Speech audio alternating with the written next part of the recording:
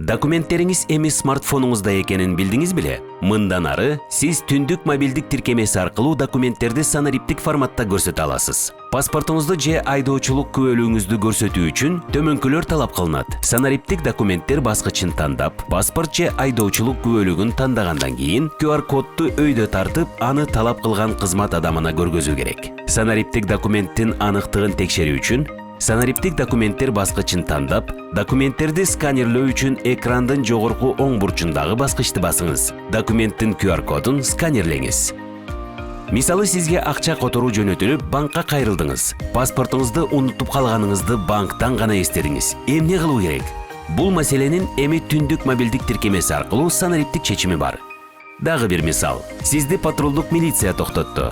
Сиз айдоочулук күбөлүгүңүздү жана унаанын техникалык паспортун унутуп калганыңызды эми гана билдиңиз. Мындай учурда сиз юридикалык жактан анык деп таанылган санариптик документтерди кызматкерге көрсөтө аласыз.